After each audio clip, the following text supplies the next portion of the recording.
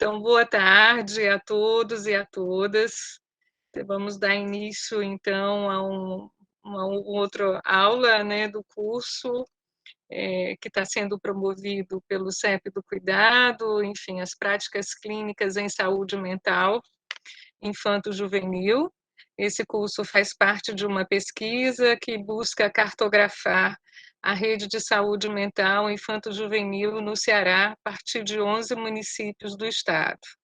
E hoje temos a enorme alegria de poder contar aqui com a participação de dois grandes colegas, professor Rossano Cabral Lima e Madalena, também, enfim, nossa colega do INSERE, né? E eu vou aqui, informalmente, só rapidamente ler também o currículo deles dois.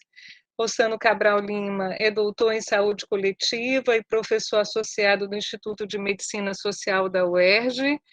Ele, desde 2016, tem ocupado também o cargo de vice-diretor do Instituto de Medicina.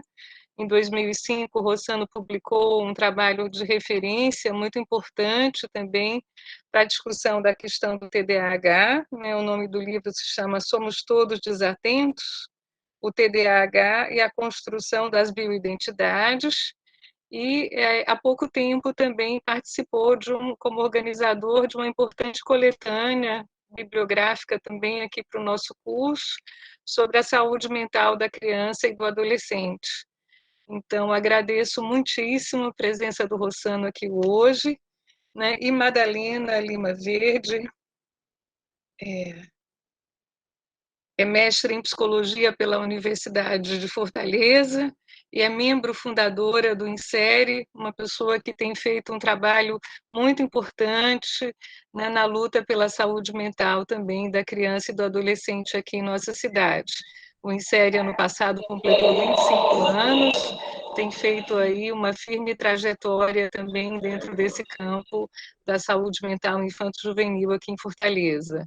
Então, agradeço a ambos pelas lutas que têm empreendido, né, e desejo a todos nós uma boa tarde com vocês.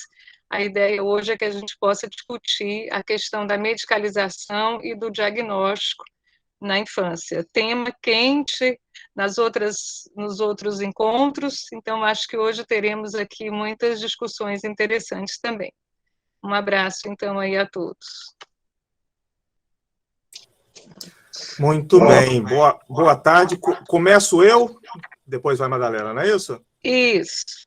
Muito bem. Então, Carla, queria te agradecer muito ao convite para estar aqui hoje com vocês, discutindo esse tema junto ao UFC, junto à RAPS, né, do Ceará, junto ao INSERE, junto a vários outros parceiros. E eu destaco aqui a presença da RAPS e a importância da RAPS exatamente no momento adverso que a gente vive. Nunca foi fácil, né? Assim, a gente sempre remou contra a maré, mas num momento onde a direção de toda a política, inclusive a política de saúde mental, vai, né, na direção contrária, é ainda mais importante, né, a gente ter aí os últimos, guardar o último arzinho de resistência, né, na esperança de que esse pesadelo termine no final do ano que vem. Mas vai demorar um certo tempo também para a gente retomar e reconstruir o leme da saúde mental pública, do mandato da atenção psicossocial, né, no Brasil. Então, olha só, o nosso tema é medicalização. Eu vou compartilhar aqui com vocês uma apresentação que eu fiz. Eu, a partir de agora, né, no Meet tem isso, eu perco a visão de vocês. Então, só preciso saber se vocês estão vendo o que eu estou projetando. Não? Sim, sim, tá tranquilo. Ótimo. Então, tá bom. Então, ontem à noite é que eu fui ver, Carla, você me apresentou corretamente. Na digitação do cartazinho ficou o UFRJ. Não tem nenhum problema, já fui professor visitante da UFRJ, mas, como você falou, é o Instituto de Medicina Social da UERJ, como eu estou falando aqui do lado.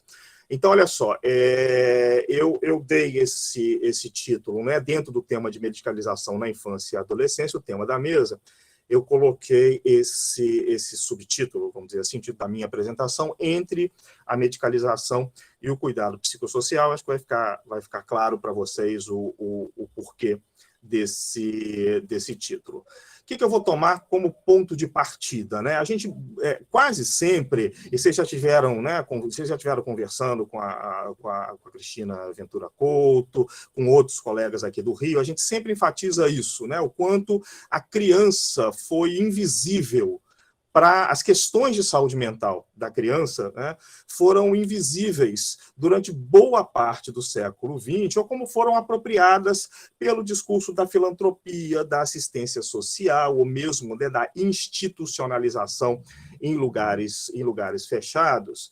E só muito recentemente a gente, de fato, conseguiu colocar esse tema na agenda pública e na agenda da própria reforma psiquiátrica. Então, a gente pode dizer, né, que desde o início desse século tem havido uma maior consciência, uma maior visibilidade em relação às questões de saúde mental da criança e o adolescente. A questão é que isso pode ser, né, levado para um lado positivo, para um lado mais preocupante. Se a gente observar a própria produção da Organização Mundial da Saúde, né, a OMS publicou um atlas sobre o cuidado à criança, saúde mental de criança e adolescente no mundo em 2005, tem esse plano de saúde mental, que era 2013 e 2020, agora foi estendido para 2030, onde a parte de saúde mental de criança e adolescente ganha um destaque maior, né? Então, a própria Organização Mundial de Saúde reconhece que os problemas de saúde mental na infância e adolescência, vejam bem, a gente aqui está falando de problemas, não está falando, ou pelo menos ainda, de transtornos, eles são comuns. Eles podem causar limitações e sofrimento à criança, eles podem repercutir negativamente, né, na vida adulta, eles podem ser superados ou não, e existem estratégias de cuidado e tratamento a serem oferecidas. Uma das constatações da Organização Mundial de Saúde é que eles usam essa sigla, né, o Mental Health Gap, a lacuna de cuidado em saúde mental, ou seja, uma lacuna entre a necessidade de tratamento e a oferta de serviço, principalmente em países de baixa e média renda, mas mesmo nos países que têm um sistema mais avançado e com histórico maior de serviços de saúde mental, essa lacuna se coloca. Então, até aí, parece haver um certo consenso. Esse consenso começa a ser abalado quando se começa a avaliar qual é o tamanho da lacuna, e mais do que isso, como é que se mede essa lacuna entre quem precisa e quem, de fato, consegue o tratamento. E aí a gente começa a ir, né, para um outro campo, que é o campo da epidemiologia de transtornos mentais na infância e adolescência, que é um campo também que vem se ampliando mais recentemente. Bem, qual é a prevalência? Qual seria a prevalência de transtornos? Aí agora, né, a gente rapidamente desliza, né, às vezes até sem perceber, de problema mental para transtorno mental. Então, aqui, as pesquisas epidemiológicas geralmente usam categorias do DSM, da CID, então falam de transtornos mentais. Quantas crianças e adolescentes, né, sofrem com problemas ou transtornos mentais no mundo como um todo? Aí a gente já começa a ver números que não são tão convergentes e tão consensuais assim.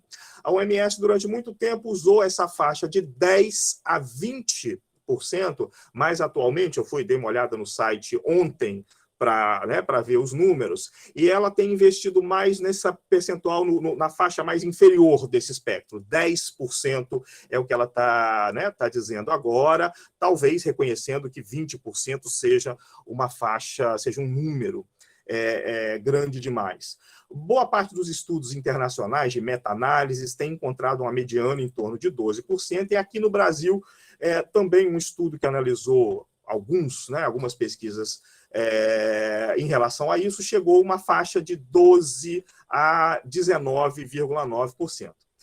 Mas vejam bem, né, a gente já pode discutir se esses números, isso é pouco, isso é razoável, né, isso é muito. Ainda tem essa outra questão que a gente pode deixar para a conversa, né, do tempinho de conversa que a gente vai ter, que é o próprio contexto da pandemia, né, e o impacto da pandemia na saúde, né, o impacto psicossocial da pandemia no mundo inteiro, né, ou seja, esses números são números pré-pandêmicos.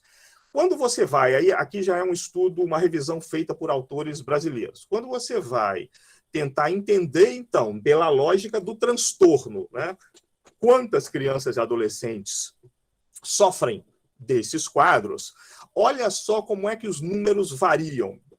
Os quadros, né, aqui em ordem decrescente de prevalência. Então, geralmente, o que aparece primeiro é depressão e transtorno de ansiedade, mas dependendo da pesquisa, e a prevalência pode variar entre 0,6% a 30% da amostra ou da população. Transtorno de ansiedade também entre 3,3% e 32,3%. TDAH, que viria em terceiro lugar, 0,9% e 19%.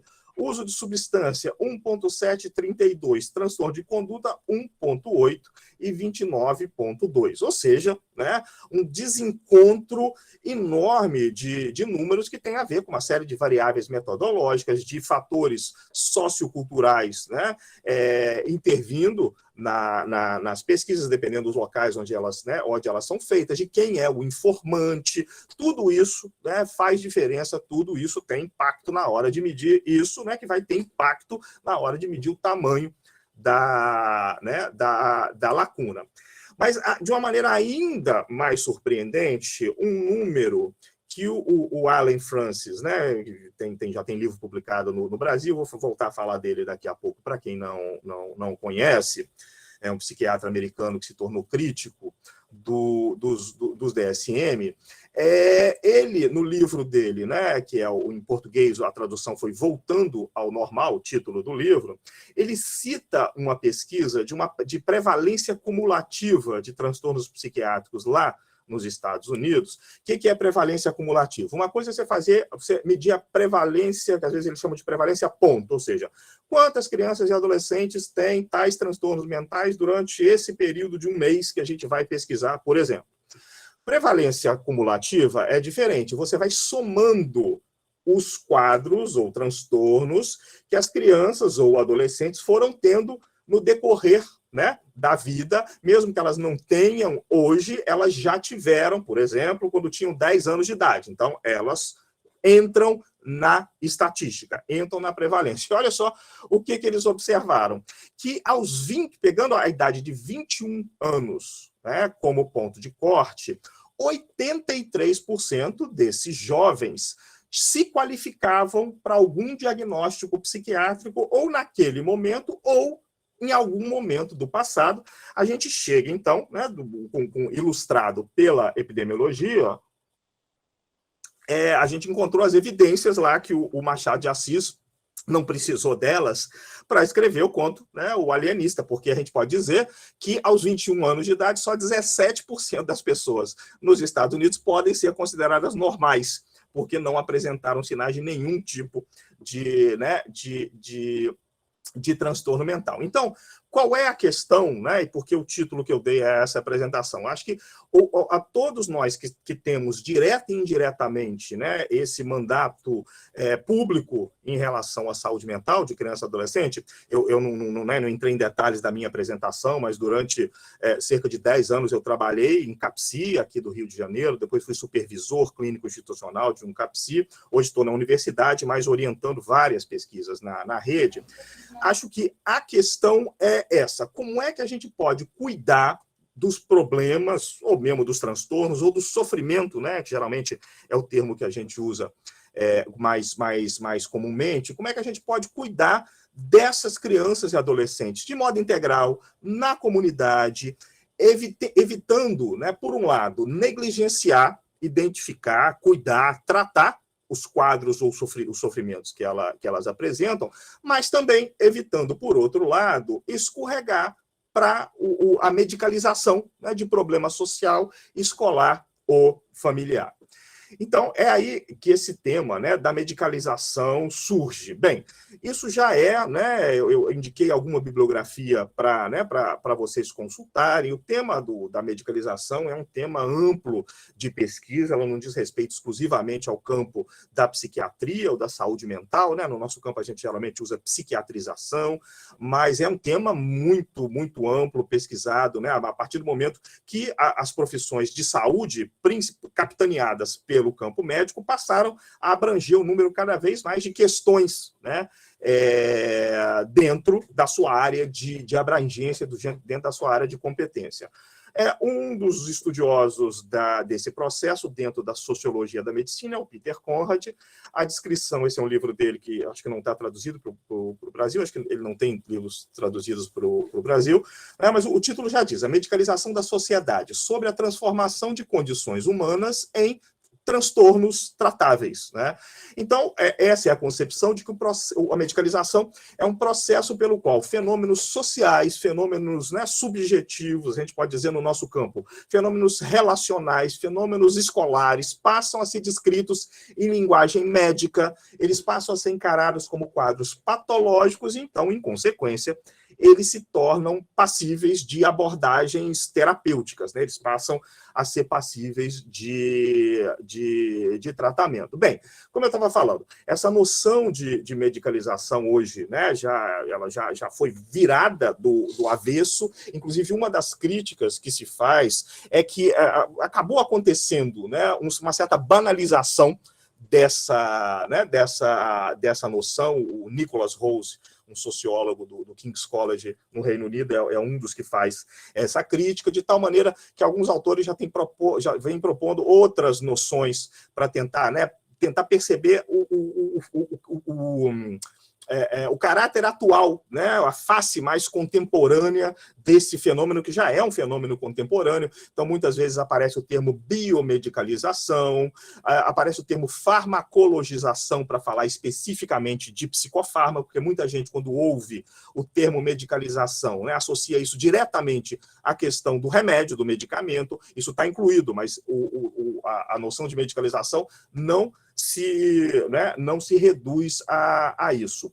O processo de medicalização também, ele tem nuances, ele não acontece como um bloco da mesma maneira em todas as situações. O próprio Conrad chama a atenção da gente, né? Ele vai dizer que a medicalização nem sempre ela é um fenômeno total.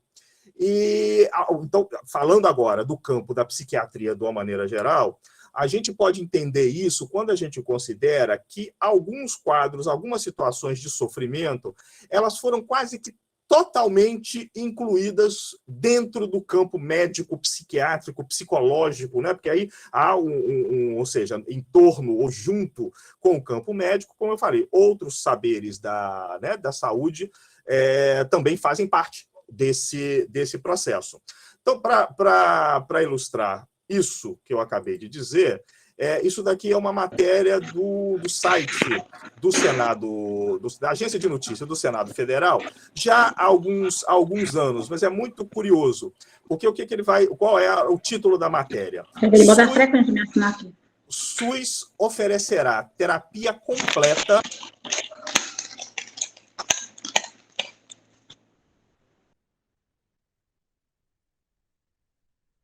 Seu microfone, Rossano. Desligou.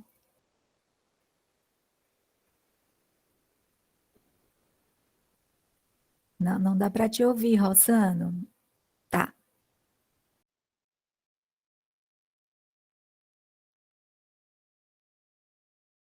Ué, agora sim, não?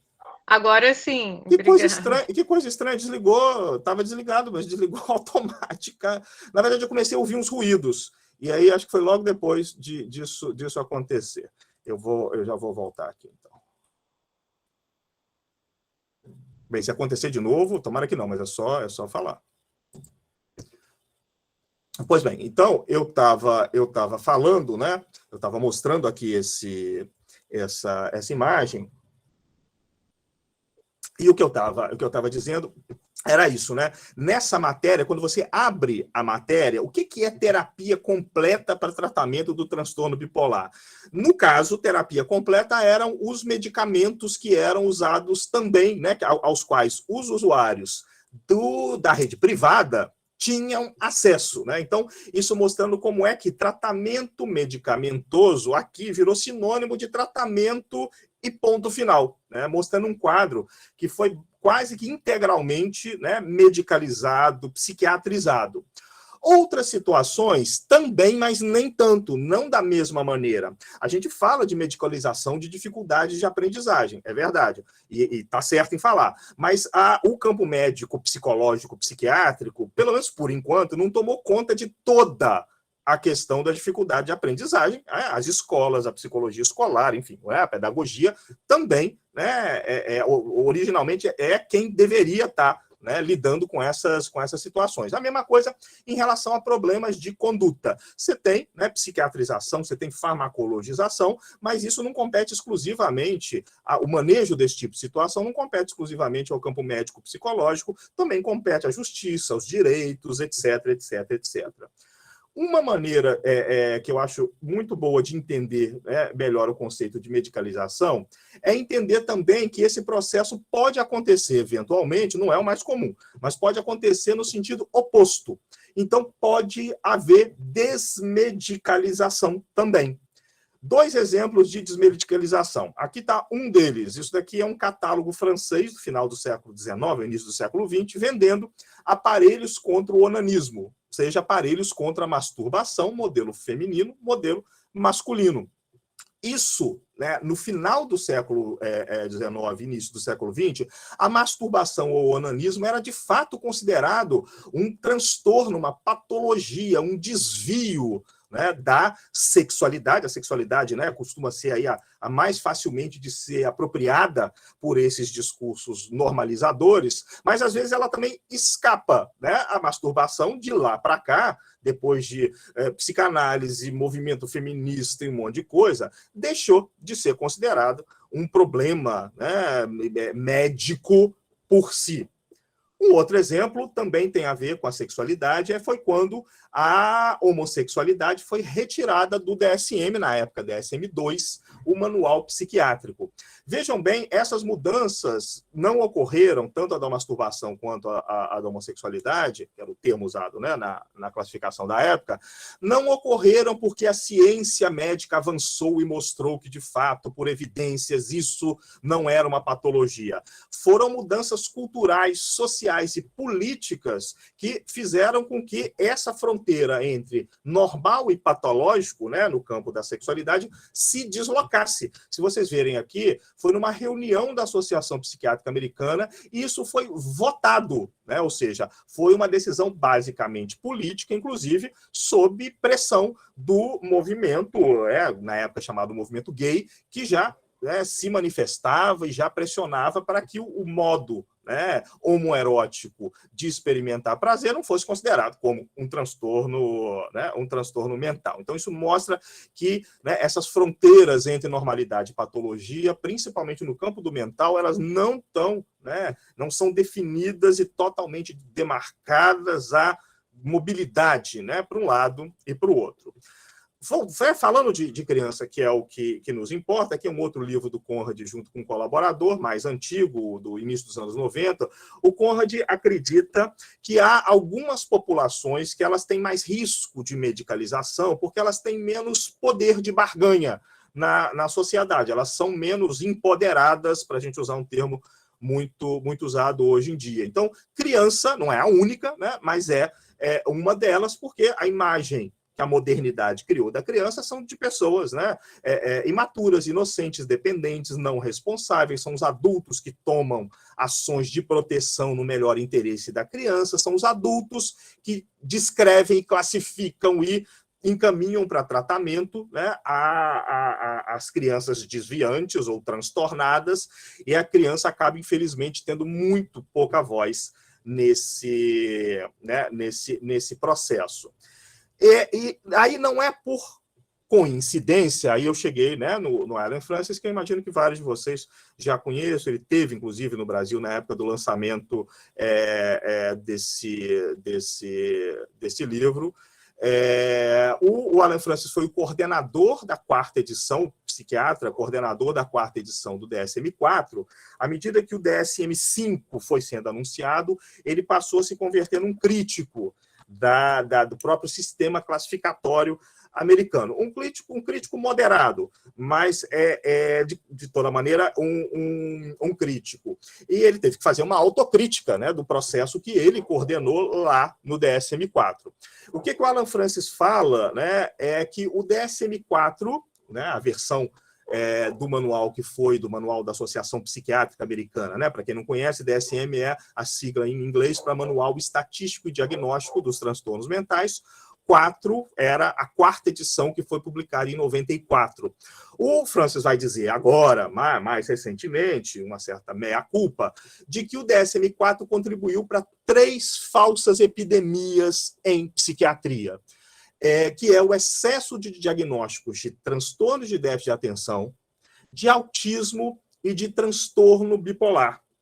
E não por coincidência, né, o Conrad falando agora que a infância, a criança, ela é mais vulnerável, uma população de risco para esse processo, não por coincidência, dos 3 diagnósticos, 2 têm a ver principalmente com a faixa etária infanto-juvenil, TDAH e autismo. E, parcialmente, o transtorno bipolar, porque uma das coisas que ele vai discutir, eu não vou entrar muito nesse campo, não vai dar para falar de tudo, mas uma das coisas que ele vai mostrar é como é que um diagnóstico de transtorno bipolar infantil, que antes dos anos 90 nem sequer existia, entre meados dos anos 90 e meados dos anos 2000, o diagnóstico aumentou 40 vezes nos Estados Unidos. Então, também o transtorno bipolar tem, em parte, essa explosão também tem a ver com a criança como, né, alvo mais frágil em relação a esses processos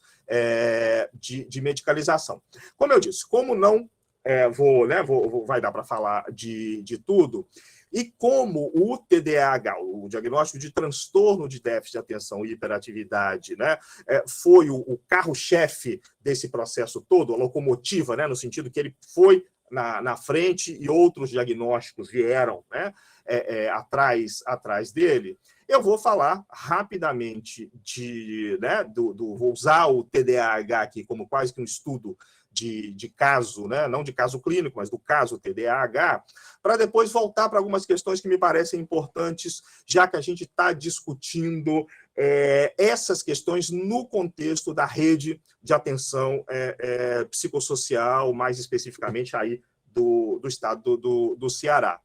Então, como eu estava dizendo, né, a partir dos anos 90, começam a se disseminar vários diagnósticos relativamente novos, é por isso que eu coloquei novos aí entre aspas, né, porque algumas vezes eles já existiam em classificações anteriores ou são meio que repaginações e reformulações de diagnósticos anteriores.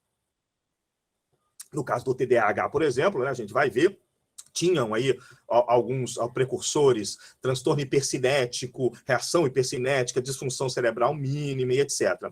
Mas a marca do TDAH na cultura infantil né, em geral, estou usando cultura aqui de uma maneira ampla, né, é forte a ponto disso. Né, eu estou ilustrando aqui com um episódio dos Simpsons, onde o Bart é diagnosticado com TDAH, toma um análogo, né? A Ritalina, fica concentradíssimo e a irmã dele fica, né, impressionada, mas logo depois ele começa a ficar psicótico.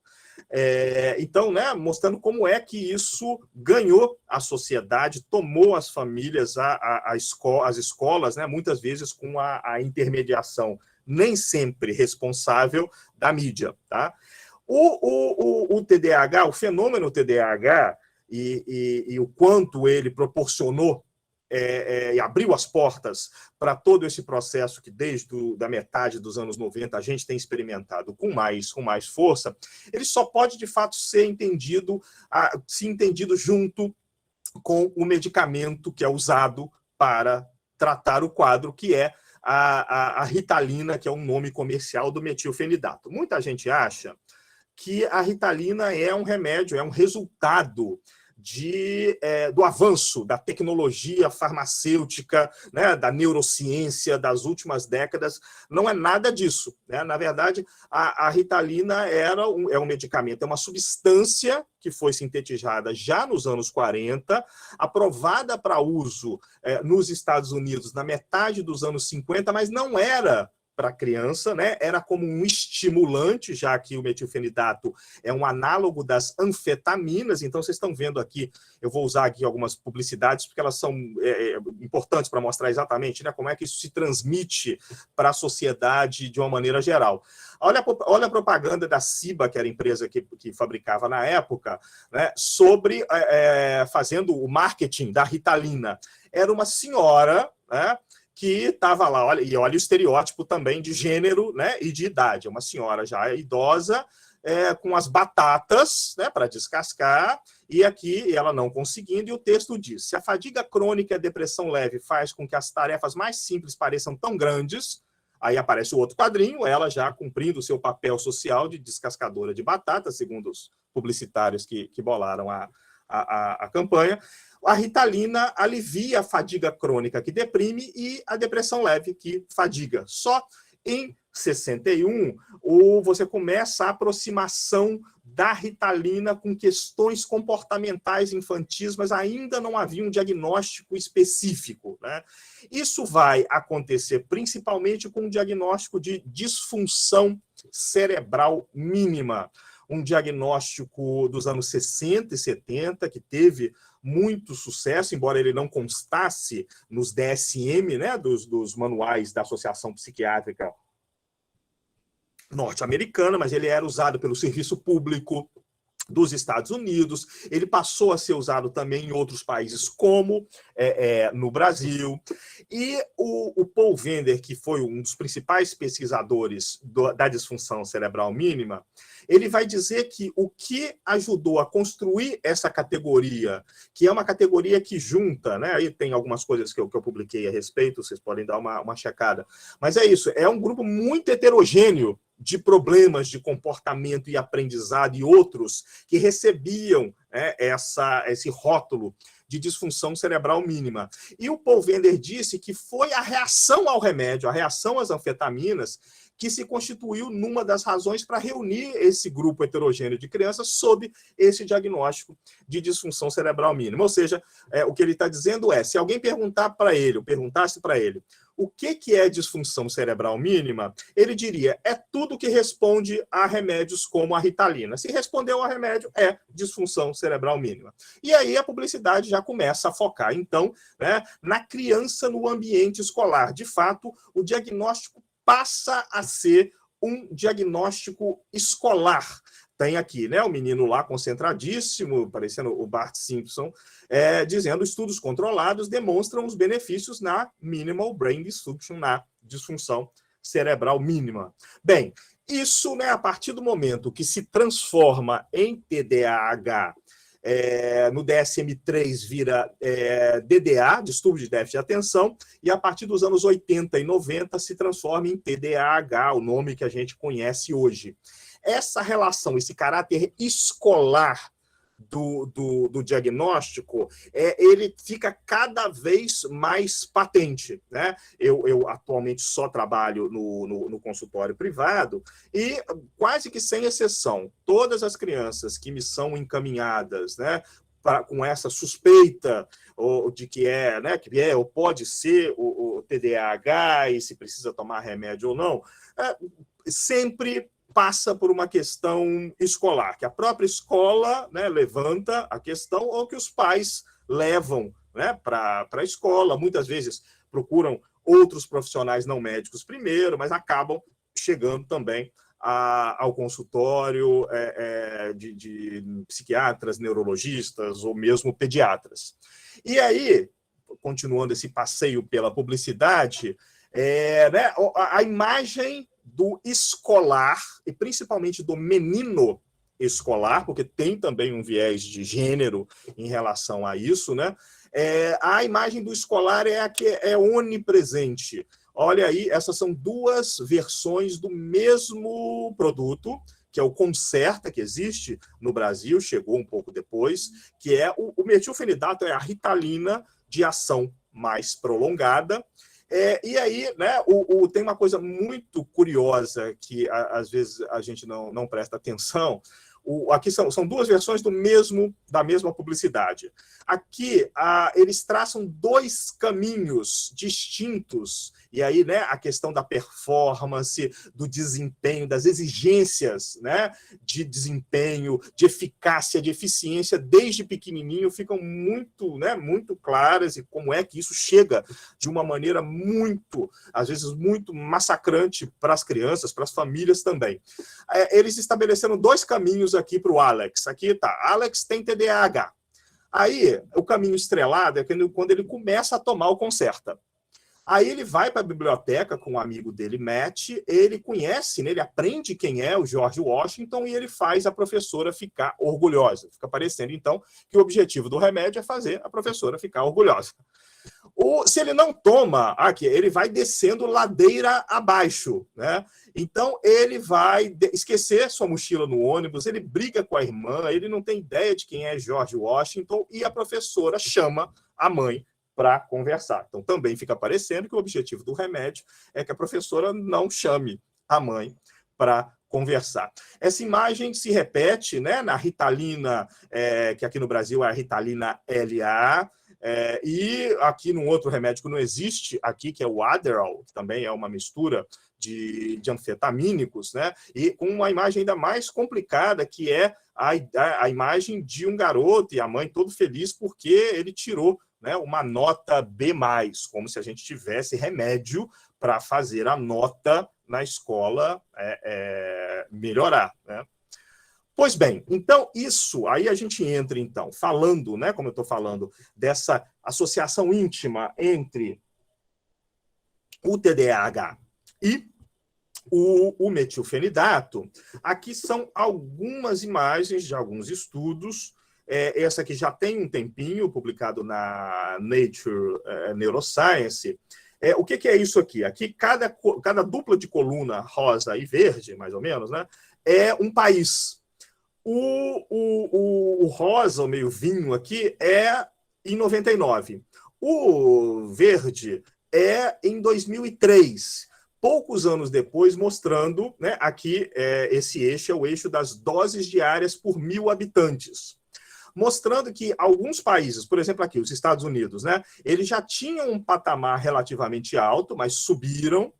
Mas outros países, olha aqui, o Reino Unido, né, onde o patamar de consumo de metilfenidato, esse não está escrito aqui, mas a tabela se relaciona ao metilfenidato, que era, né, relativamente baixo em comparação com outros países. Olha aqui quantas vezes subiu anos depois, né, poucos anos depois. Isso se reproduziu, né, em vários países da Europa, aqui perto da gente só entrou o Chile. Aqui esse é mais ou menos o mesmo tipo de pesquisa, né, mas com novos dados que vão até 2015, que foi publicado no Lancet Psychiatry em 2018, mostrando a mesma coisa. Vejam bem, a questão aqui, porque tem um outro debate, que é se em volumes absolutos, né, isso é muito... Aí a questão do gap, né, da lacuna. Porque muita gente diz, olha, vocês acham que isso é muito? Não, mas tem muito mais gente com TDAH que não está, né, não tá tomando remédio, o tratamento não chega até eles, etc. O que eu estou querendo mostrar aqui, principalmente, é o ritmo, né, do crescimento rápido num espaço relativamente pequeno de anos. Aqui os países são representados por cores, né, mostrando que entre 2001 e 2015 a tendência, né, a curva, com quase todos eles, né, alguns estabilizam, como aqui a Noruega em rosa, mas quase todos eles de ascensão. E é claro, né, esse é um fenômeno genuinamente made in USA, né, feito nos Estados Unidos, até porque ele está muito ligado, como eu disse, ao diagnóstico de transtorno de déficit de atenção e hiperatividade, que é um diagnóstico que ganhou o mundo a partir dos manuais da Associação Psiquiátrica Norte-Americana, o DSM.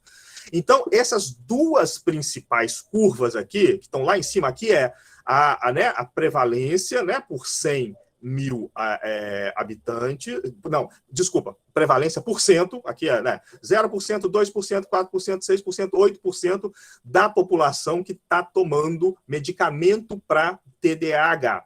Mostrando, então, né, que essas duas curvas aqui, ambas são as curvas dos Estados Unidos, deixam os outros países lá para trás, né? Só a Islândia, aqui, por motivos que eu, de fato, não sei explicar, só a Islândia é que está, né, em percentual, né, de uma maneira relativa, está quase chegando lá. Essa aqui, a curva de cima, é a curva da ajuda pública, né, que eles não têm um SUS nos Estados Unidos, eles têm uma ajuda pública para aqueles abaixo de uma determinada linha de renda, o Medicaid.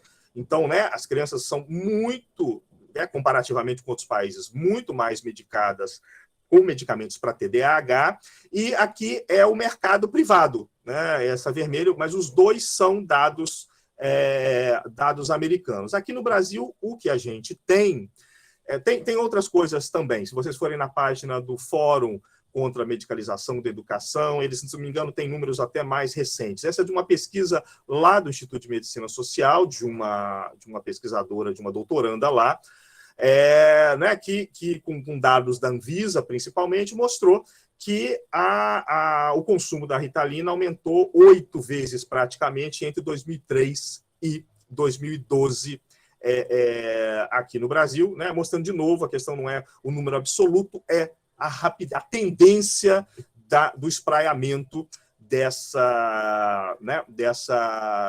questão. Eu sempre digo, quando eu, né, vou falar sobre esse tema, meu objetivo não é demonizar remédio nenhum, né, até porque eu os uso algumas vezes na minha prática, mas tentar colocar isso em contexto para a gente poder ter uma visão mais ampla do que pode explicar esses fenômenos para além da racionalidade puramente, né, do campo médico científico.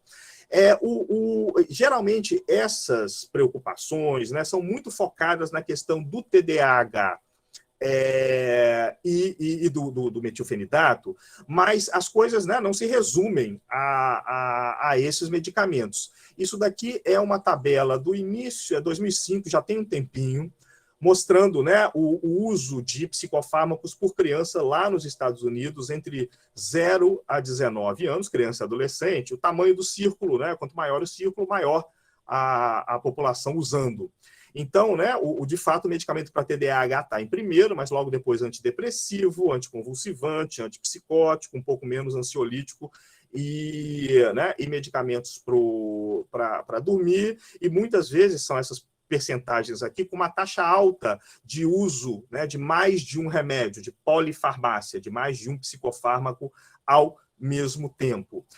Aqui é um outro dado também norte-americano, e ele é mais ilustrativo, ele é de um pouquinho depois, é de 2009, mas ele compara não só os medicamentos psiquiátricos entre eles, mas os medicamentos psiquiátricos com outros medicamentos que são usados de uma maneira mais contínua pela população de crianças e adolescentes lá. Então, aqui é um ranking, né? Em primeiro lugar do ranking está remédios para asma, o que crianças e adolescentes que estão usando medicamentos que precisam de prescrição, mais tomam lá.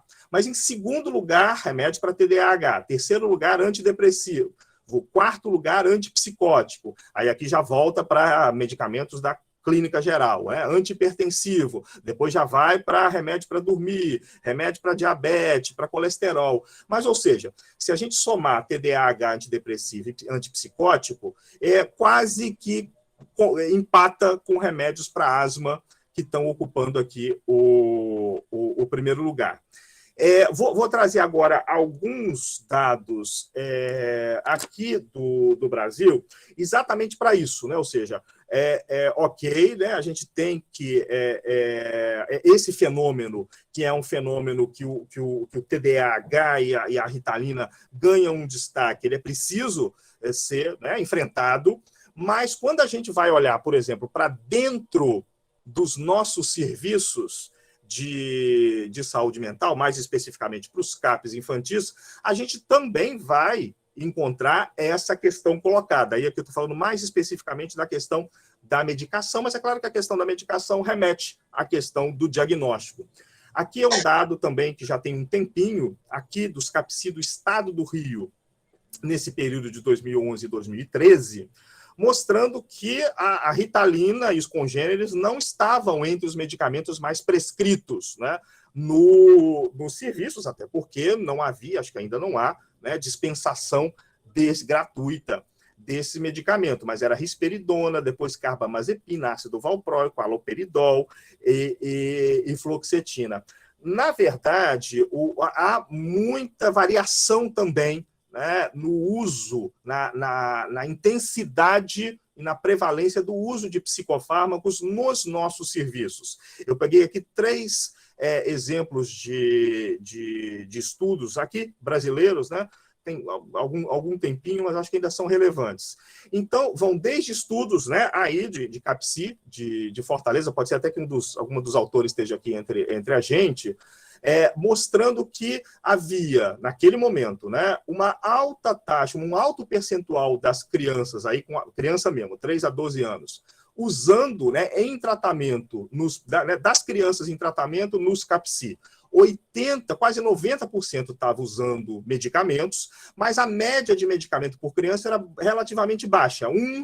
Cada criança estava tomando um medicamento, algumas 2, por isso que deu esse número quebrado.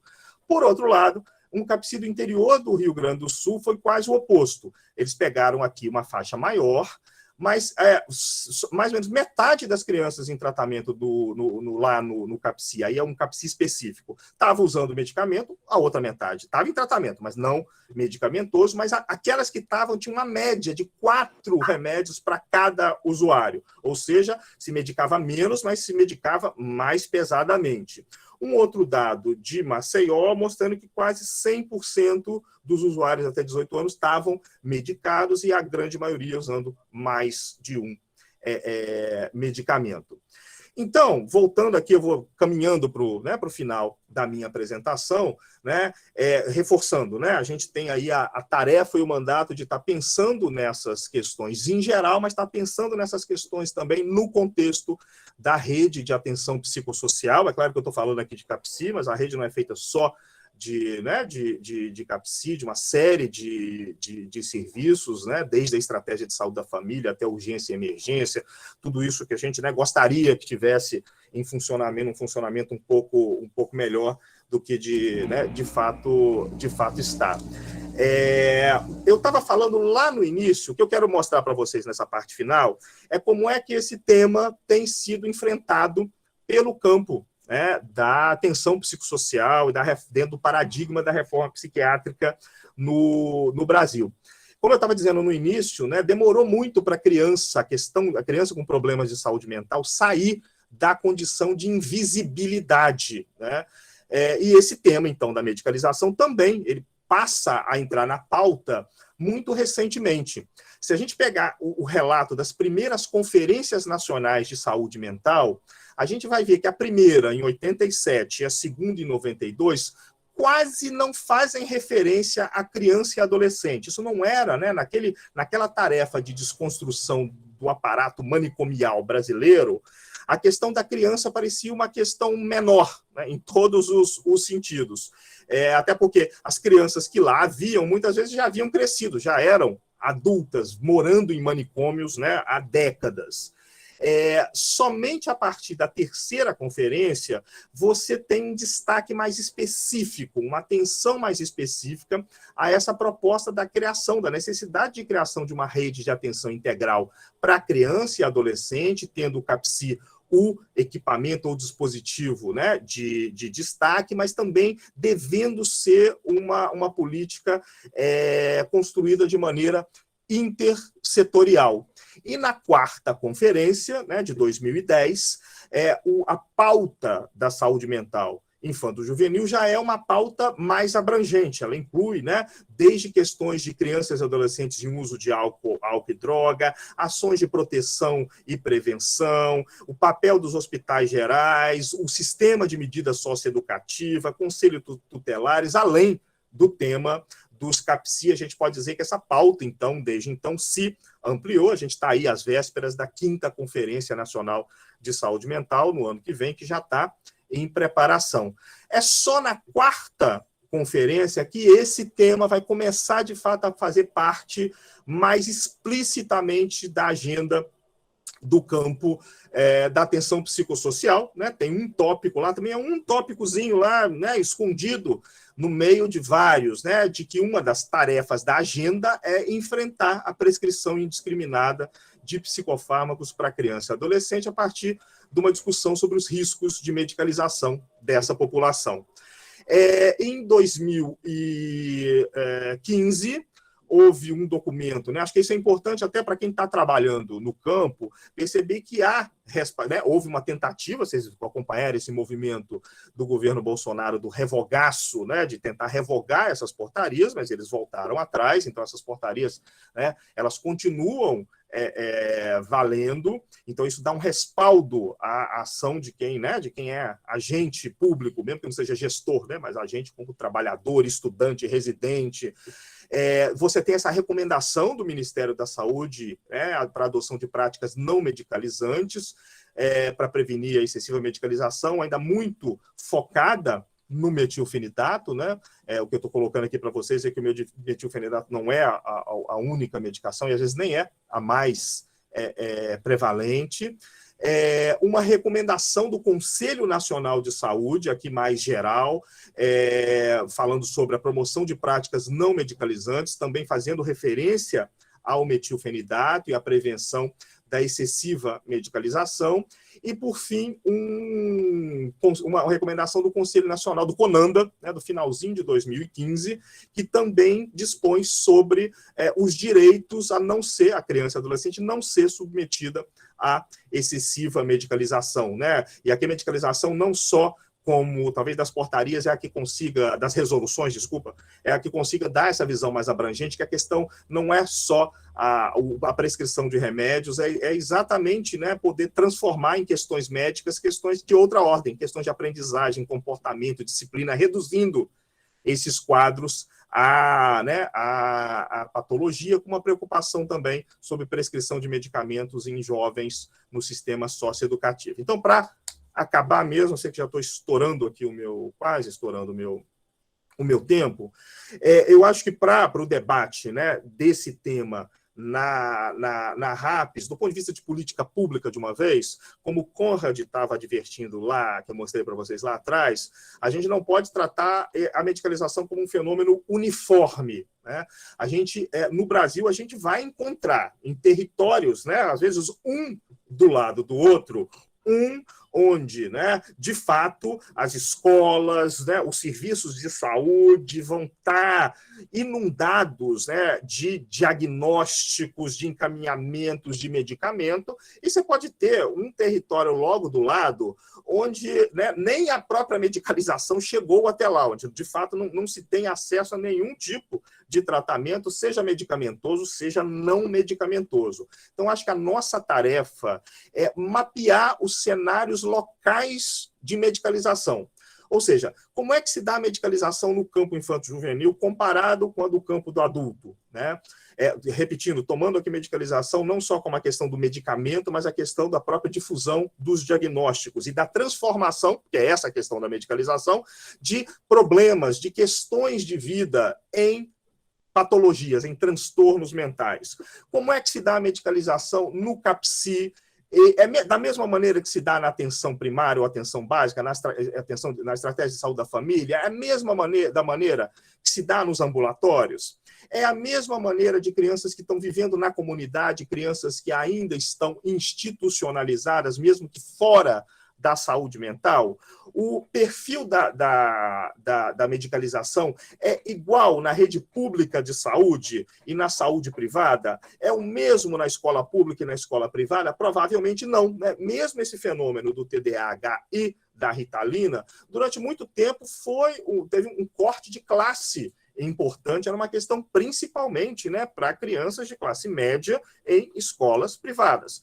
Com o tempo, ele foi, né, se espalhando para o restante da sociedade, muitas vezes uma própria demanda dos pais, né, individualmente ou por meio de associação de familiares. Então, a mensagem que eu queria deixar aqui antes de terminar é que é possível a gente usar, dentro do contexto do projeto terapêutico individual, lançar mão de diagnóstico, lançar mão de psicofármaco, mas de um modo que implique abertura de novas possibilidades de vida, superação de obstáculo, alívio de crescimento, que o objetivo não é a submissão da criança a padrões de conduta, ou tem que adequar a média, né, daquelas crianças da sala, ou uma perseguição de ideais de normalidade que são inatingíveis, seja para adulto, seja para criança.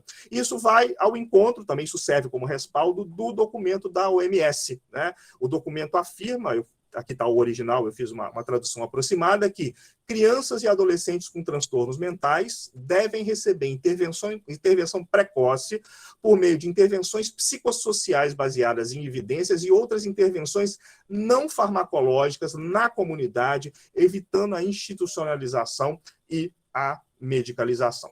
Então, era isso que eu queria, né, deixar para vocês. Aqui a propaganda de um manual de saúde mental que um grupo do qual eu faço parte, da Sociedade de Pediatria aqui do Rio de Janeiro, publicou em 2019. Bom, era isso, então. Eu vou sair do compartilhamento, voltar aqui para ver vocês. Pronto. Passo a palavra agora. E volto depois para a gente conversar. Exato, Rossano. Muito obrigada. Certamente aqui já muitas questões estão surgindo. Agradeço aí a você e passo a palavra à Madalena Queiroz, novamente aí agradecendo. Obrigada também, Carla, pelo convite. Puxa, que responsabilidade agora, hein? Vamos ver aqui o que a gente consegue conversar. Duplamente me sinto assim, Rossano, no sentido de uma responsabilidade, também em reconhecimento do teu trabalho, porque tem um acaso interessante. Quando você foi pesquisar, se não me engano, eu acho que era a tua pesquisa de mestrado, que deu no livro, né? Somos Todos Desatentos. Naquele período, início dos anos 2000, o Insere estava nascendo. E nós estávamos com muitas inquietações. E qual não foi a felicidade, numa conversa com o Benilton, que todas as pessoas, né, conheceram aqui, ele falou de você, que você estava, né, iniciando a pesquisa. Bom, dali em diante, nunca mais a gente se separou, no sentido de estar acompanhando teu trabalho e da admiração também, né, dos encaminhamentos, né, de pacientes aqui do Ceará. Admiração recíproca. Então, bom, mas me sinto aqui com a responsabilidade ímpar, muita satisfação, mas enfim. Bom, queria conversar com vocês literalmente, e vou tentar ser muito breve, para a gente poder ter esse espaço de interlocução maior, como Carla colocou, né? Algumas questões certamente já estão aí, né? Fervilhando. Eu queria literalmente conversar sobre uma experiência, a experiência do Insere, como Carla também bem colocou no princípio. Somos, às vezes, uma turma da resistência, de remar, como também, né, Rossano observou, de remar contra a maré, acerca de algumas iniciativas no campo da saúde mental, do trabalho com crianças e adolescentes. Eu preparei um material, eu vou tentar compartilhar, porque eu sou um pouco excluída, eu não entendo muito de tecnologia. Eu vou ver aqui se eu aprendi direitinho. Tá aí o primeiro, Mirella. Tá. Então, no princípio, quando a gente, né, começou a se deparar com a questão do diagnóstico, a gente estava partindo de um campo de trabalho com crianças que geralmente recebiam diagnóstico de transtornos mais graves. Na época, né, início dos anos 2000, a gente quase não ouvia falar desse termo, né, de transtorno, mas a gente ouvia muito falar sobre as síndromes e os distúrbios globais do desenvolvimento. Então, digamos assim, esse recorte da amostra, né, de pacientes, foi a partir daí que surgiu as nossas inquietações acerca do fenômeno da medicalização e, sobretudo, da questão do diagnóstico na clínica, né?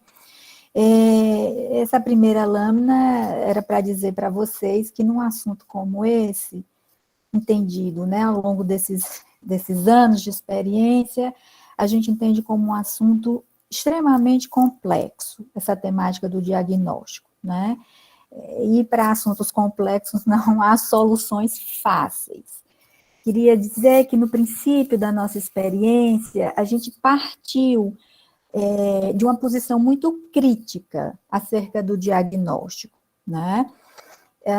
Mas na medida que as coisas foram, né, se revelando enquanto dinâmica de mundo, de vida, e o aprofundamento também, né, da temática, a gente foi vendo que talvez a posição mais crítica inicial, que foi necessária, e que acho que hoje dá para entender bem, né, uma certa posição, digamos assim, às vezes mais radical de alguns movimentos sociais, né, para que se houvesse mudança e conquistas, e aí a gente pode falar, né, dos movimentos sociais de gênero, da questão do racismo.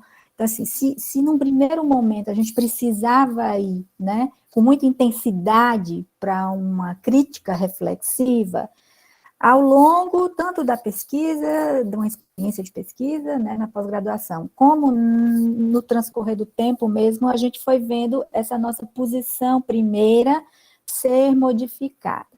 Então, assim, uma primeira, né,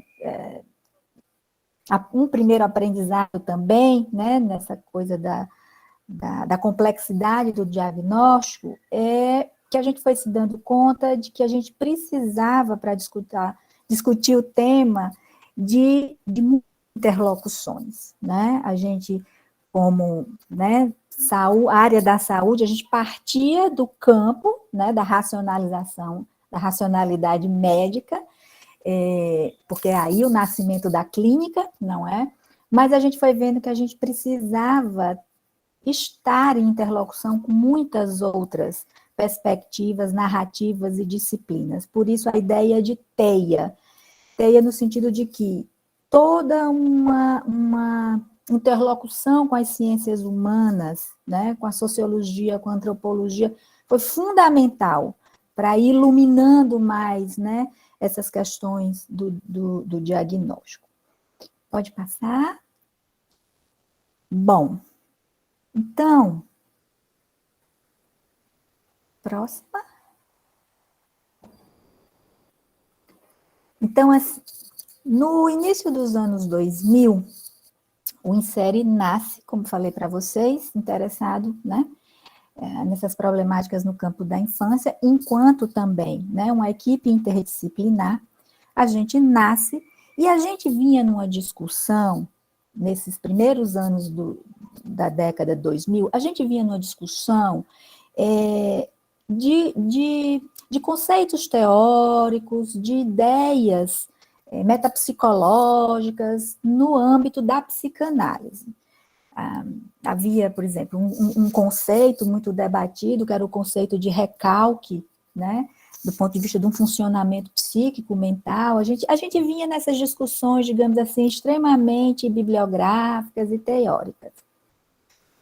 Nesse processo, a gente se depara com um fenômeno que na clínica começa a aparecer nas ligações, digamos assim, de telefone dos pacientes para marcar consulta.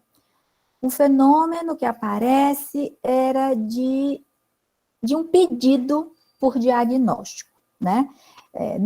Se ligava para se marcar uma consulta, por exemplo, mas já ali já se dizia, porque eu estou precisando de um diagnóstico para o meu filho. Porque eu tô querendo saber sobre um diagnóstico, e aí começaram a aparecer algumas narrativas, né, muito condizentes com o vocabulário médico mesmo, né, porque aí aparece mesmo os nomes, né, TDAH, aparece transtorno bipolar. Então, assim, é uma mudança social que a gente foi se deparando na experiência clínica e que começou a chamar a atenção, sobretudo por um crescimento, no sentido de um aumento, de um pedido maior por diagnóstico.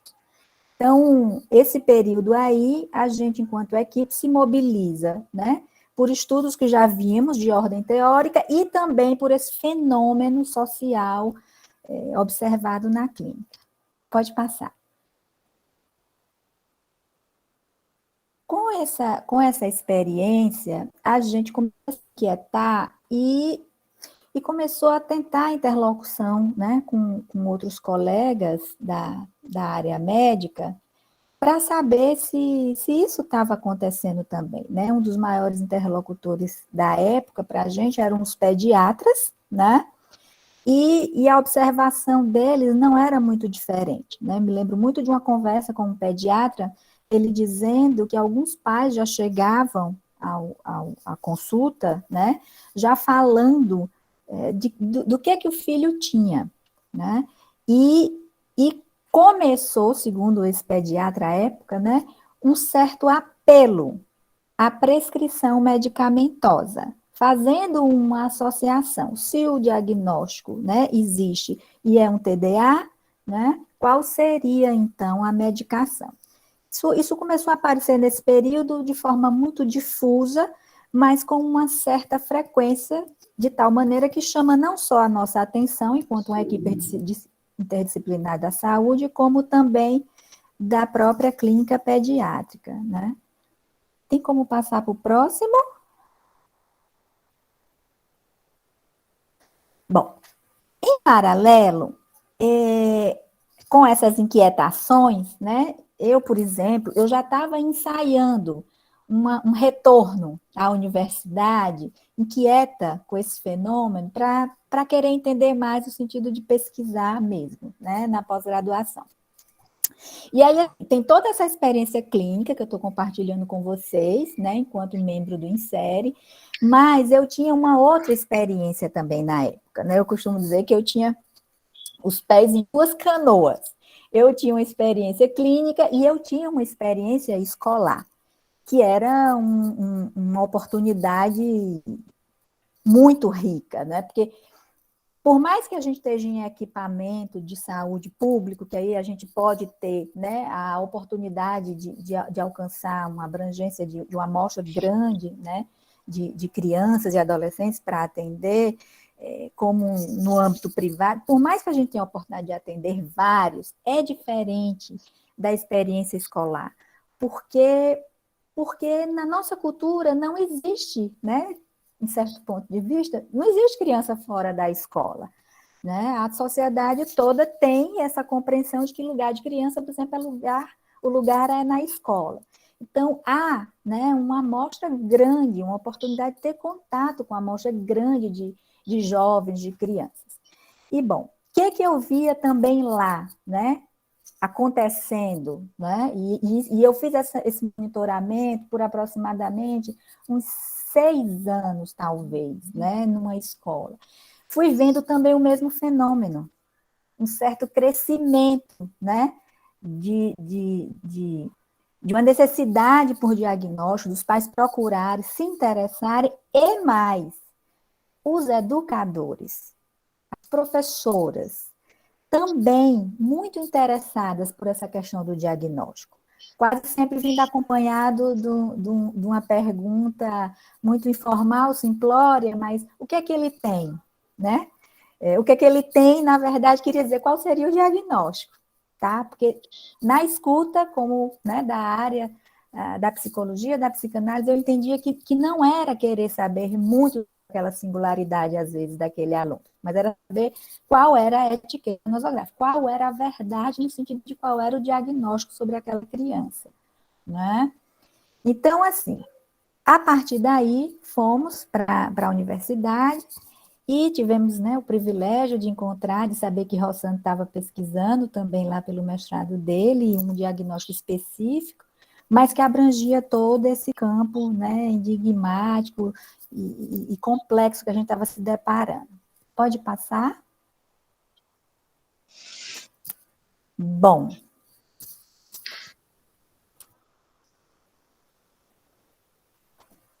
Nessa observação que a gente foi fazendo dos efeitos da questão do diagnóstico, eu fui tateando um pouco, né? A equipe do Insere foi tateando um pouco alguns fenômenos que poderiam estar acontecendo, né? Tanto na clínica como no âmbito escolar. Na educação, a gente foi vendo uma produção de sentimento, de incapacidade por parte dos educadores para estar com os alunos, né? Uma espécie de sentimento que era assim, se eu não sei o nome do que ele tem, então eu não sei muito mais trabalhar, ou pelo menos era o sentimento, parecia, né, do educador. Uma outra observação também que a gente foi vendo era uma espécie de desautorização do saber também do educador. Um educador que tem inúmeras experiências no sentido, né, de fazer inúmeras elaborações de plano de aula com a criatividade enorme, sobretudo quem é do mundo, né, da educação infantil, e aqui nesse momento, né, gente, no mundo pandêmico, a gente vê o que aconteceu na área da educação, né, com a experiência compulsória do ensino online, né, o que os educadores foram capazes de desenvolver e de criar para estar junto com os meninos, né, foi uma experiência, acho que a gente ainda vai ter anos aí pela frente pesquisando para entender, né, como foi que isso tudo se deu, qual é o impacto disso, né, sobre os processos de aprendizagem, sobre a saúde mental do educador, não é? Temos muito o que saber, mas eu acho que essa experiência hoje, ela fala de algo que na época, talvez se eu tivesse, né, vivido a experiência do hoje, talvez eu tivesse dito lá quando chegava aquela educadora completamente desautorizada, né, no sentido de que ela não tinha muito o que fazer com o aluno dela, que poderia ser autista, né, porque só a terapeuta dele é que sabia, que poderia dizer como ele poderia aprender, por exemplo, né, acontecia demais esse tipo de referência. Talvez hoje eu diria a ela, mas veja, que você foi capaz de criar para o ensino remoto, né? E pensar algumas experiências que foram extraordinárias para algumas crianças e que realmente são tributárias da expertise, da competência dos pedagogos, dos educadores, né? Mas, enfim, isso era o que acontecia na época. E, além disso, né, um efeito de dessubjetivação do aluno, né? Como se em nenhum momento pudesse abrir espaço para o professor, para a educadora se interpelar acerca do que é que aquela criança estava sentindo, de qual seria a experiência na pele daquela criança, né? Mediante aquele contexto que ela estava inserida. Isso era uma coisa que parecia não chegar muito, né, para os educadores. Bom, na clínica, o fenômeno a gente foi vendo, né, da iatrogenia do discurso médico, né, a partir da fala do médico se produzir realidade. A gente foi vendo também toda uma modulação na forma como a família se relacionava com suas crianças a partir do diagnóstico, né, com um risco de predição do destino para as crianças pequenas, né? Alguma coisa do tipo assim, no Insere, por exemplo, uma vinheta clínica, um pai que, mediante o diagnóstico de um TEA, né, do transtorno do espectro autista, ele considerava que o filho dele não seria capaz de, por exemplo, guardar os brinquedos depois de uma experiência, uma brincadeira, né? Esse pai, né, depois dele ver o filho numa sala, né, que tinha acabado de ter um atendimento em grupo, dele ver o filho guardando os brinquedos, ele olha para as terapeutas e diz, ele guarda os brinquedos? E as terapeutas, obviamente, sim, claro, esse é o acordo, depois da sessão, todas as crianças arrumam, né? E aí ele diz, eu não sabia que a autista faz isso. Então, assim, é como se houvesse ali uma marca, né, que vai determinar todo um destino ou todo um jeito, digamos assim, de existir, né? A gente começou a ficar atento a esse fenômeno. Bom, e não diferente do campo da educação, da escola, né, também um efeito de dessubjetivação, né? Acho que esse exemplo desse pai fala um pouco disso, né? De supor algo no filho somente a partir dessa descrição do diagnóstico. O que o diagnóstico diz acerca do autismo. Bom, então fica, né, circunscrito a isso, a experiência dessa criança, né? Não supõe muito mais coisa além disso, né? Não supõe muito, por exemplo, densidade, profundidade de sentimento, né? Se é generoso, se é solidário, não aparecia muito nessa possibilidade. Pode passar? Bom, a pesquisa deu numa dissertação, né, que se chama A Invenção Diagnóstica Ontem e Hoje. Há possibilidades para redescrições? Era a pergunta, né? Por quê? Porque o fenômeno do diagnóstico, né, sobretudo ligado a uma visão muito biologizante, né, sobre as manifestações sintomáticas, digamos assim, parecia ser algo absoluto, né, como se não houvesse muito mais possibilidade para uma intervenção clínica ou de qualquer ordem, a não ser esse reducionismo a partir do diagnóstico. Então, assim, como eu falei para vocês, a gente partiu, né, de uma posição crítica, reflexiva, né, acerca do diagnóstico, mas muito mais numa perspectiva de problematização, tá? De não... A curiosidade para entender o acréscimo, porquê do aumento, né, da adesão e da procura por diagnósticos, mas também numa perspectiva de estar problematizando por esses outros fenômenos, né, que eu já relatei anteriormente. Num primeiro momento, quando a gente começou, né, a discutir um pouco por aqui, um fenômeno que apareceu muito fácil, que Rossano falou, né, já tão bem, foi o fenômeno da prescrição de medicamentos na infância e na adolescência. Isso era uma coisa que talvez fosse um pouco inicial, em certa medida, para a nossa experiência, né, da equipe em série. Era algo inicial, mas muito claro, muito visível. Então, por exemplo, era como se nos anos 90 a gente não visse tanta adesão aos medicamentos na clínica das crianças, tá? Como a gente estava vendo naquele período ali dos anos 2000. Então, a partir disso, uma das hipóteses era: haveria uma maior demanda pelos diagnósticos, porque são os diagnósticos que levariam à prescrição dos medicamentos, porque para haver a prescrição, digamos, de uma forma mais precisa, é necessário saber o que é que ele tem, no sentido da etiqueta do diagnóstico, né, nosográfica.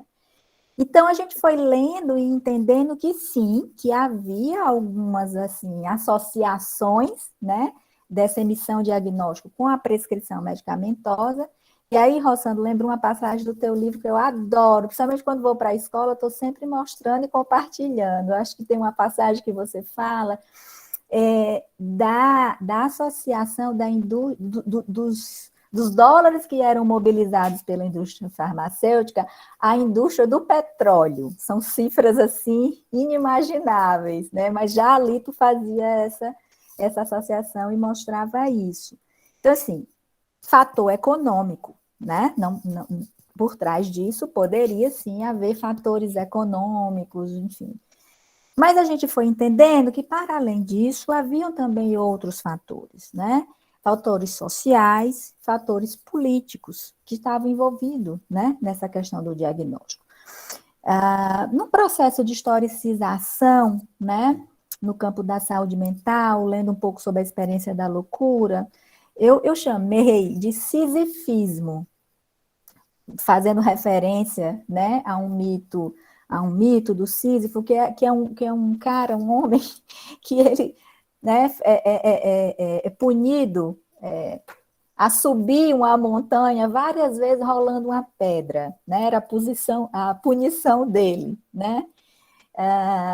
Nessa historicização acerca, né, da saúde mental, da questão da loucura, a gente foi vendo que séculos e séculos atrás havia uma espécie de sisifismo, no sentido de sempre se buscar a justificativa para as manifestações no campo da saúde mental, buscar isso na materialidade corporal, buscar isso no cérebro, né?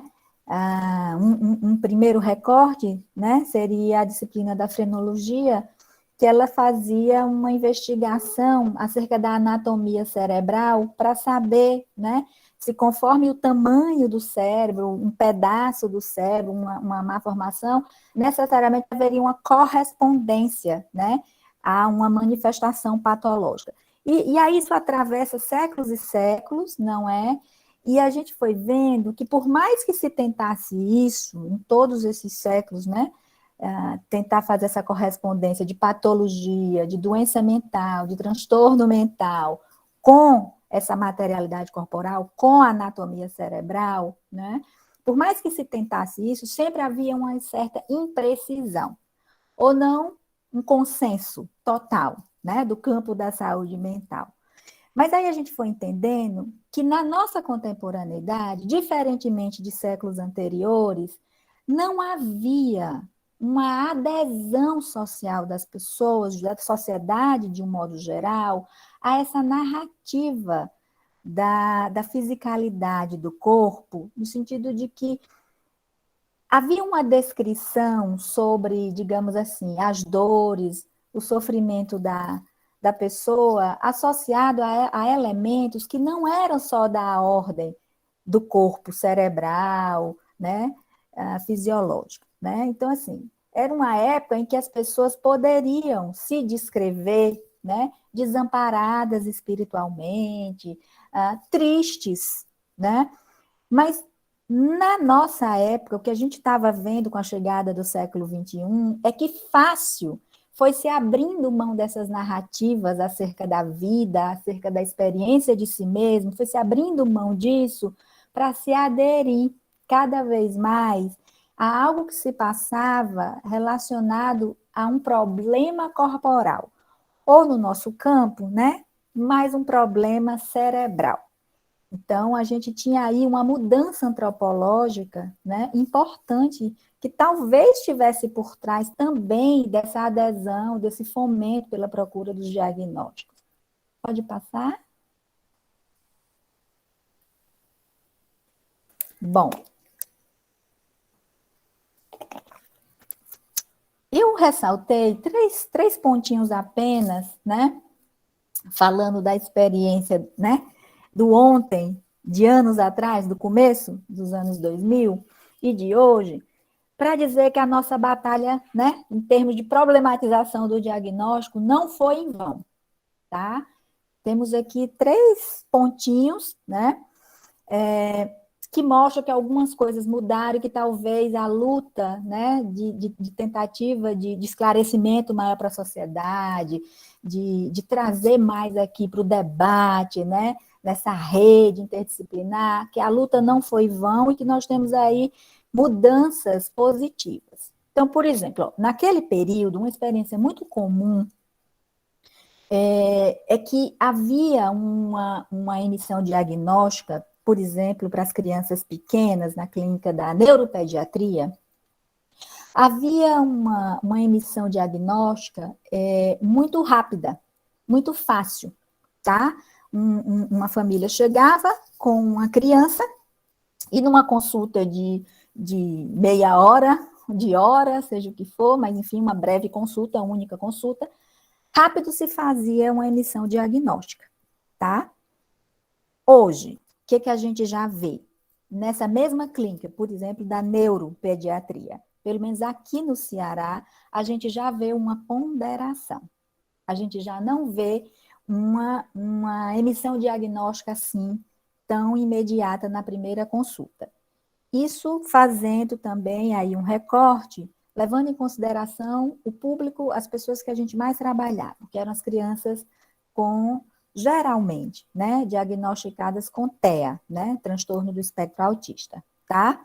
Então, a gente vê hoje em dia uma criança aí, sobretudo crianças abaixo, né, de 3 anos, a infância precoce, a gente já vê a criança aí e o próprio médico dizer que quer acompanhar um pouco mais para dizer melhor do que se trata, tá? Pode passar o próximo. Bom, um outro aspecto é que a gente fazia um barulho danado, chamando a atenção, sobre a emissão do diagnóstico do TEA, né, na primeira infância, sobretudo por um fenômeno de imprecisão que se observava, no sentido de que uma criança, isso eu via demais na escola, né? Uma criança podia ter, sim, um certo checklist dos sintomas do transtorno, mas não necessariamente isso se confirmava ao longo do desenvolvimento dela. Então, esse foi um ponto muito importante, né, na nossa posição crítica, né, do diagnóstico, foi um ponto muito importante para debater com os médicos, né, para dizer, ora, se o que uma criança apresenta hoje, né, não necessariamente se confirma mais adiante no seu desenvolvimento, como fechar diagnóstico tão cedo e com tanta precisão, né? E aí, Rossano já andou pesquisando também já lá no doutorado dele, já deve ter coisa aqui para contar, porque isso também é ainda um não saber na clínica do autismo, né? Bom, hoje, o que é que a gente vê? A gente vê que, porque esse período que eu estou contando aqui para vocês, por mais que a psicanálise e a epigenética, né, já falasse do conceito de neuroplasticidade infantil, nesse período aqui, pelo menos no estado do Ceará, nas interlocuções que a gente tinha, não havia tanto esse reconhecimento de levar em consideração a neuroplasticidade para não aderir, né, tão incondicionalmente ao diagnóstico em idade precoce, tá? Parecia que era uma coisa assim, eu via, mas não queria saber, pelo menos no campo, né, da medicina. Mas foi a partir daí que a gente começou a problematizar, né, de dizer, olha, se existe neuroplasticidade, como será possível fechar diagnósticos abaixo dos 36 meses, né? Esse foi um canal, uma via de comunicação muito boa com os médicos, né? Sumiu aqui. Acho que aconteceu alguma coisa, né? Bom, tá voltando aí, Maná. Tá, obrigada. Bom, e aí o último ponto que queria ressaltar, né? O terceiro da experiência, né, lá atrás e de hoje, que já andou mudando também, é a questão da clínica do autismo, né, com toda a sua imprecisão de diagnóstico que havia na época, porque é assim, por exemplo, aqui no Ceará havia equipamentos que eram voltados apenas para o tratamento de autismo. Mas era muito impressionante como algumas crianças que a gente avaliava, que a gente via, né, em consulta no INSERE, que a gente claramente via a possibilidade de outros transtornos ali, né, a partir da sintomatologia que a criança apresentava, a gente via inúmeras possibilidades, né? A gente via a questão do Asperger, a gente via a possibilidade da síndrome de Rett, a gente via, enfim, múltiplos quadros possíveis, né, para se confirmar um diagnóstico. Autismo também. Mas diante dessa diversidade, bom, era uma conduta ética até, né? Como fechar e dizer isso a uma família? Bom, também, né, a partir da barulheira, das problematizações, a gente foi vendo que isso acabou resvalando num fenômeno muito curioso, não é? No DSM-4, né? Já depois de sua revisão, começa toda a construção da noção do diagnóstico de autismo, não como, né, antes, um transtorno fechado ou um transtorno invasivo do desenvolvimento, mas aparece a noção de espectro, de gradiente. Que aí, né, lembrando até do alienista que Rossano já citou, do conto do Machado de Assis, gente, trabalhar numa perspectiva de gradiente, de espectro, cabe muita coisa, né? Não sei se dá para chegar lá a ser o alienista, mas que cabe muita coisa, cabe, né? Então, assim, hoje a gente entende, né, que a invenção do espectro autista foi a única saída para eles, né, para poder encaixar todo mundo dentro do diagnóstico, da etiqueta nosográfica, né? Trago isso ainda como uma problematização, não é? Acho que podemos dizer que temos alguns pontos de perda com isso. Continuo achando que há questões éticas em jogo, não é? Mas também podemos ter ganhos, tá? E aí depois no debate a gente pode ir conversando, porque hoje a gente entende que um diagnóstico para uma família pode ter inúmeras pertinências. Qual seja essa, a gente tem que tentar, né, verificar. Próximo. Bom, na clínica do autismo, esse é um campo extremamente, assim, se a clínica de um modo geral, como comecei aqui a conversa, né, já fiz um reconhecimento da complexidade, a clínica com o autismo, ela potencializa um pouco mais, né, porque é uma clínica que mobiliza muitos fenômenos sociais, inclusive movimentos sociais, né? Inclusive toda a participação dos pais, de pessoas portadoras do diagnóstico de TEA, né? Historicamente, a gente vendo esse movimento, a gente vê a complexidade da questão, né? Tivemos muitas conquistas, ganhos importantes, mas temos ainda um campo, né, enorme para ainda debater e compreender. Mas, assim, na clínica do autismo, um psicanalista inglês que nos é muito importante, que é o Winnicott, nos anos 60, ele já problematizava, né, a questão do diagnóstico a partir do diagnóstico do autismo, né? E aí ele dizia assim, ó, para cada caso de autismo que encontrei na minha prática, encontrei centenas de casos em que havia uma tendência que foi compensada, mas que poderia ter produzido um quadro autista. Essa posição do Winnicott, ela ratifica a observação da gente, né? No sentido de que, para tantas crianças que a gente via, que apresentava a sintomatologia, né, que cabia bem no diagnóstico de TEA, de autismo, para tantas outras não, porque isso não se confirmava ao longo, né, do desenvolvimento da criança. Então, assim, isso foi só um recorte para mostrar a vocês que essa inquietação e esse debate já vem, né, de décadas atrás. Bom, ainda o Winnicott, ele traz uma coisa que eu acho também muito interessante, que ele vai dizer assim, ó, os pediatras e os médicos fisicamente orientados, como um todo, gostam de pensar em termos de doenças que dão uma aparência organizada aos livros didáticos. Isso me era muito interessante pensar, porque, por exemplo, na educação, eu observava isso também, né? Como era, às vezes, um desamparo enorme para alguns professores que não tinham esse diagnóstico com o qual pudesse, né, se abraçar, se agarrar, que desse uma aparência mais organizada ao que aquela criança, né, apresentava, né?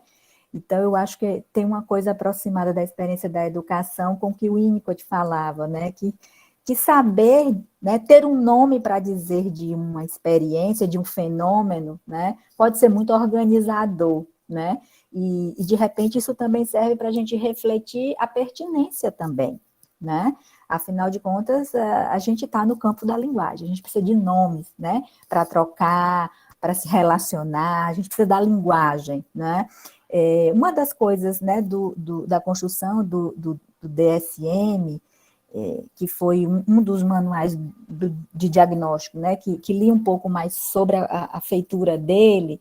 Uma das coisas, né, do DSM e da força-tarefa do DSM-4, que era um argumento forte, né, de dizer que não, a gente precisa construir um manual diagnóstico para facilitar a comunicação entre diversos profissionais espalhados pelo mundo.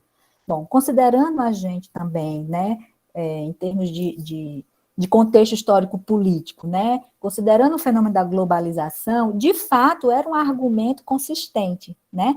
Ter um manual em que o médico lá no Ceará, pudesse plenamente conversar com o médico lá no sul da África, que pudesse plenamente conversar com um médico lá na Europa, a partir, né, de um diagnóstico, né? Você dizer que tem uma bipolaridade, né, um transtorno bipolar, é compreensível, né? Tanto para o sul-africano como para o brasileiro, enfim.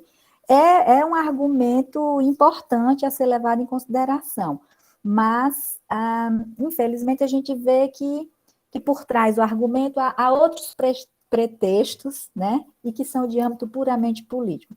Mas sim, mas reconhecemos que é interessante ter um denominador comum que promova a interlocução numa perspectiva de cuidado das pessoas, né? Próximo. Bom, gente, e aí hoje, né, na atualidade, queria, né, estar compartilhando, conversando com vocês uma posição nossa do Insere, para dizer que a nossa abordagem hoje, né, do diagnóstico na clínica da saúde mental, é uma abordagem reflexiva, crítica e pragmática, onde reconhecemos a experiência, primeiro, do sofrimento humano, e propomos um campo de cuidado a partir do reconhecimento desse sofrimento, chamando a atenção para a dimensão da ética e dos desdobramentos sociais mediante as condutas adotadas. Do que a gente problematizou lá no começo, a gente não abriu mão até então. Então, assim, não é que no começo a gente podia prescindir dos diagnósticos, mas a gente podia trabalhar, sim, reconhecendo a não necessidade compulsória deles na nossa clínica, para traçar um projeto clínico para as crianças, para os adolescentes. Hoje, o diagnóstico a gente entende, o uso dele de forma pragmática, no sentido de que a que serve o diagnóstico para cada família, para cada criança, para cada interlocutor que a gente tem. Porque para trabalhar com crianças e adolescentes no campo da saúde mental, necessariamente é trabalhar na teia, na rede de cuidados. E aí isso envolve escola, profissionais diversos da área da saúde, família, enfim, é bastante gente, né, nessa tentativa de cuidados. Próximo. Conhecer a classificação diagnóstica não é conhecer a criança ou o adolescente que se apresenta à nossa frente. A gente tem isso muito claro na nossa linha de horizonte, né, ético e de cuidados, né? A gente não até hoje, né, não cai na armadilha de um reducionismo, né, das crianças e dos jovens, de um reducionismo biológico em que o diagnóstico é capaz de promover, né? A gente sempre que está diante de uma criança, por mais diagnóstico ela possa portar, a gente sempre vai estar querendo conhecer aquela singularidade. Em que contexto aquela singularidade está inserida, né? Conhecer aí, assim, um fenômeno interessante hoje em dia, porque eu ando muito interessada nas produções dela, não sei se vocês conhecem, uma médica que se chama Ana Cláudia Arantes, ela é uma médica muito voltada para cuidados paliativos, e eu acho a experiência dela interessante, porque vendo alguns relatos dela, às vezes parece que é como estudando a história da psiquiatria, né, a gente vai vendo que às vezes a psiquiatria foi entendida, né, como, digamos assim, aquela prima indesejada, né, no campo das ciências médicas, né, onde o prestígio maior estava com a neurologia, né, por exemplo. Essa médica, a Ana Cláudia, ela é uma geriatra e ela fala um pouco dessa experiência na medicina de cuidados paliativos, né, em que ela sofre algumas críticas, ou sofreu mais, né, algumas críticas no campo, né, da medicina, acerca do trabalho dos cuidados paliativos, né, no sentido de que, se você não tem nada a fazer, por que você ainda vai fazer alguma coisa, né? Então, eu acho muito interessante esse trabalho, porque eu acho que ela traz mais à cena na medicina, por exemplo, esses questionamentos éticos da clínica, que eu acho que foi o que o Insere, né, a nossa trajetória tentou e tenta trazer, né, à luz, à cena, nessas problematizações. E aí ela diz que conhecer a doença não é saber sobre o sofrimento do paciente, né? Acho que essa é uma linha de horizonte que a gente não pode perder de vista. E tem um, né, neurocientista que ando muito interessada nas coisas dele, e ele tem uma frase que eu acho muito interessante, é o Antônio Damasio. Ele diz: os sentimentos não têm recebido o crédito que merecem, como motivos e monitores das proezas culturais. É como se, diante de um cenário, né, social, histórico, político que a gente vive, algumas questões fossem pormenorizadas e não se levasse muito em consideração ou não merecesse tanto crédito, né? Eu acho que daqui para frente, né, agora com a contribuição das neurociências, por exemplo, acho que os sentimentos, os afetos, eles podem ser agora levados mais em consideração, como a questão do diagnóstico no campo da saúde mental, desde a nossa luta lá inicial até então, é como se não tivesse sido muito levado em consideração, mas que daqui para frente, acho que algumas coisas, pelo menos, é uma aposta, né? Que as coisas podem aparecer mais e ser melhor esclarecido de um modo geral para a sociedade. Próximo. Bom, e para finalizar, um poeta que foi muito importante na época, ficou sendo a epígrafe do trabalho, da pesquisa, que é o Manuel de Barros, que diz: a ciência pode classificar e nomear os órgãos de um sabiá, mas não pode medir seus encantos. Devemos muito à ciência, mas acho que queria fazer uma ressalva para a boa ciência, não uma tecnociência, como Joel Birman faz uma crítica, e recentemente, no último livro dele sobre a pandemia, fica tão claro em um artigo, né, que ele faz a distinção da ciência e da tecnociência, desses discursos, né.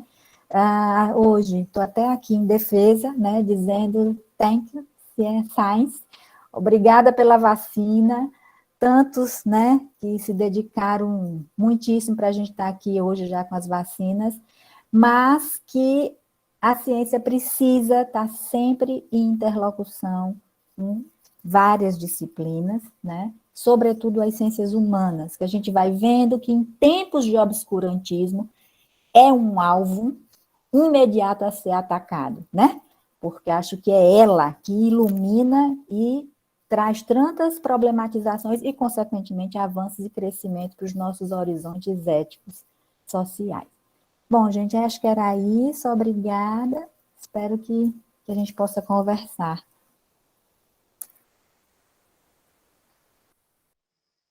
Madalena, muito obrigada pela sua fala, também inspiradora.